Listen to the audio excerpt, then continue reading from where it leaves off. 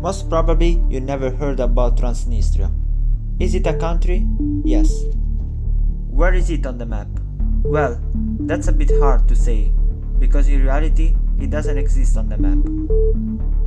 Stick with me to learn more about Transnistria and why you should inform yourself before traveling to a country, even if it doesn't exist.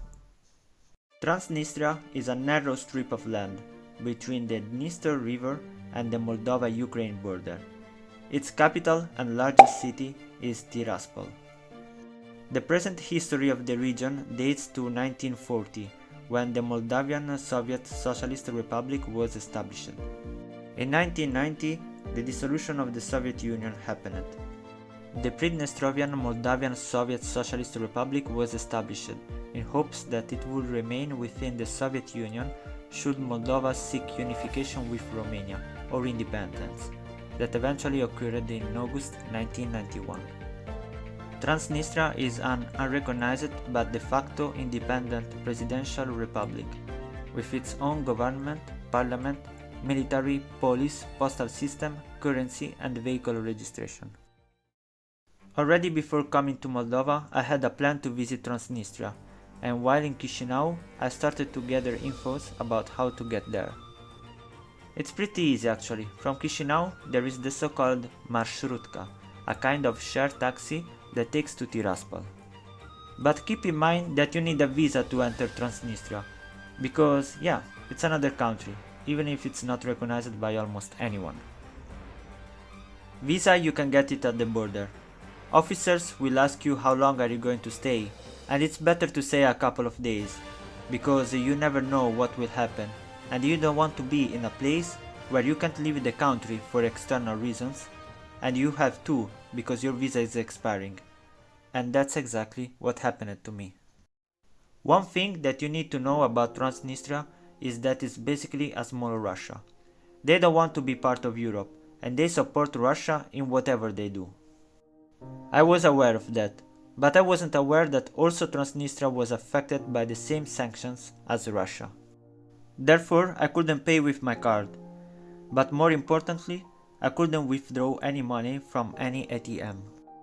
I had some cash with me that I used for lunch and for a tea, and then I realized I just had a few coins left, so I went to the ATM, and there I was told that I couldn't withdraw money anywhere in Transnistria if I have a Western card.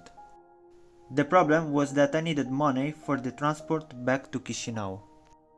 The coins that I had with me weren't enough, but I really didn't have any other choice, and on top of that, I had to leave Transnistria that same day because I asked for 1-day visa instead of 2. So I went to the bus station, and once the marshrutka approached, I told the driver that I wasn't aware of the difficulties for Westerners to withdraw money, and that I had only few coins left with me that didn't even cover half of the ticket price.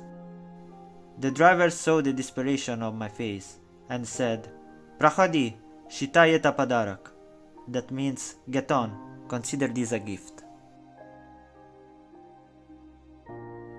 I was about to kiss the driver for his compassion and kindness, and still today I can't really thank him enough for what he did.